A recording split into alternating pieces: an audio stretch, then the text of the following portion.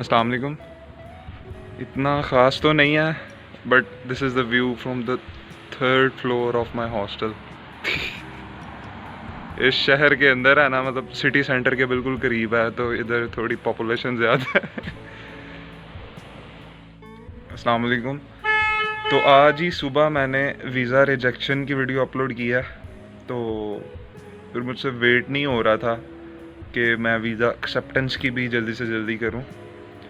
तो अगर एक मेरिट बेस्ड स्कॉलरशिप वाले का वीज़ा रिजेक्ट हुआ है, तो एक मतलब विदाउट स्कॉलरशिप वाले का, मतलब रीजनल स्कॉलरशिप वाले का एक्सेप्ट भी हुआ है। तकरीबन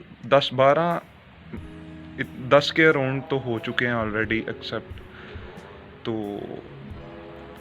नेगेटिविटी ज़्यादा नहीं फैलनी चाहिए, इसलिए मैं एज अर्ली एज पॉसिबल ये वीडियो अपलोड करना चाहता था। तो मैंने आज ही एक से किसी तरह रब्ता किया, तो उसने मुझे वॉइस मैसेज में सारा बताया, and he has also agreed me to interview him, so I will interview him tomorrow. तो वही डिफरेंस, मुझे बातें वही उसने सब कुछ बताया कि क्या था उसका केस, क्या थी उसकी वीज़ा फाइल, किस तरह उसने सारा कुछ मैनेज किया। He didn't make any mistake, he took everything very seriously and he got the visa. तो जो मेन पॉइंट्स थे वो तो यही थे कि कोई भी डॉक्यूमेंट उसका मिसिंग नहीं था, आइल्स भी था उसका, और आपका आइल्स आ गया, वो ये तो कह ही नहीं सकते ना कि, मतलब वो जो मेरिट बेस वाले का था उसका नहीं था, तो उन्होंने कह दिया ना, ये रीज़न भी दे दी ना साथ कि इसकी इंग्लिश नॉलेज हमें इनफ नहीं लगी। तो उसने बिल्कुल चेकलिस्ट के मुताबिक उसने वॉइस मैसेज में मुझे सारा बताया। कल मैं इंटरव्यू करूँगा परसों तक, या शायद वो थोड़ी डिले हो सकती है क्योंकि आगे थोड़े बिजी दिन आ रहे हैं, तो इसलिए मैं वीडियो भी अपलोड करना चाह रहा था कि इंटरव्यू शायद थोड़ा लेट हो जाए, पर आपको एटलीस्ट पता चल जाए कि एक्सेप्ट भी हो रहे हैं और क्यों एक्सेप्ट हो रहे हैं।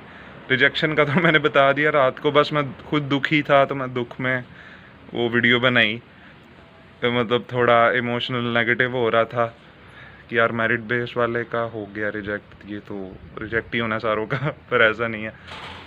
तो उसका आइल्स था, उसकी बैंक स्टेटमेंट प्रॉपर 6 मंथ्स की थी, अकाउंट ओल्ड था, वही तकरीबन उसने मुझे बताया कि 22-3 लैक्स, हम 20 लैक्स मिनिमम कहते हैं, तो उसकी इतनी थी, उसकी कोई 50 लाख 60 लाख नहीं थी, और उसने प्रॉपर प्रूफ्स अटैच किए हुए थे।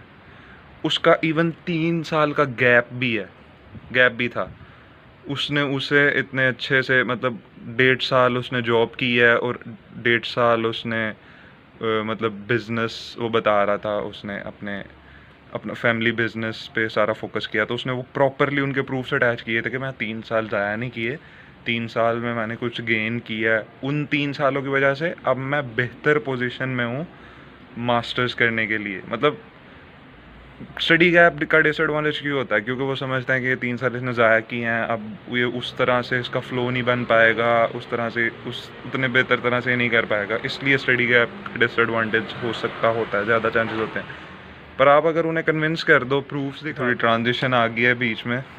अच्छा, तो यही मैं कह रहा था कि स्टडी गैप को इसी तरह आपने जस्टिफाई करना होता है कि आप कोई उन्हें ये चीज़ दिखाओ कि इन सालों में आपने कुछ प्रोडक्टिव किया है, और अब आप बेहतर पोजीशन में हो अपनी स्टडी जहाँ से आपने छोड़ी थी उसे वहाँ से कंटिन्यू करने के लिए।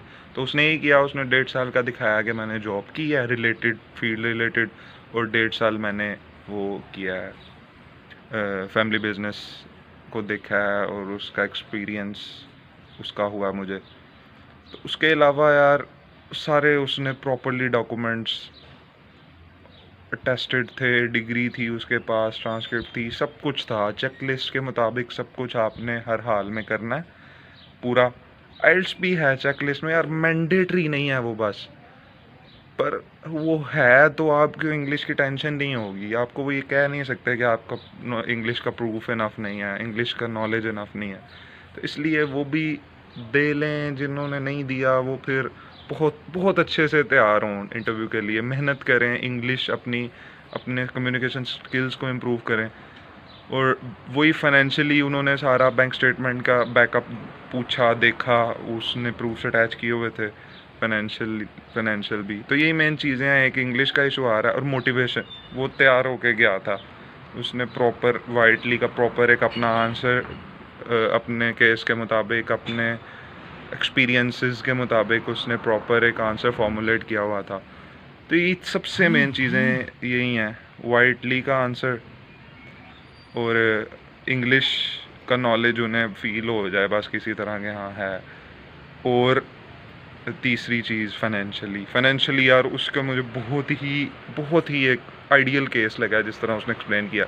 अब आगे मैं इंटरव्यू करूँगा तो सारी उसे डिटेल्स पूछूंगा, तो इंशाल्लाह मैं जल्दी वो भी वीडियो अपलोड करूँगा। पर अभी थोड़ी सी ये नेगेटिविटी कम करने के लिए, रिजेक्शन का डर कम करने के लिए मैं आज ही वीडियो अपलोड कर रहा हूँ।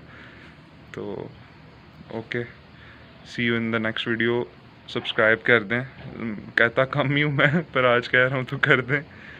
और बाकी भी सब कुछ वो बेल आइकन कर दीजिएगा, शेयर वगैरह, लाइक वगैरह, कमेंट वगैरह सब कुछ ही अब कर दें, कह दिया तो ओके, फिर अल्लाह हाफिज़।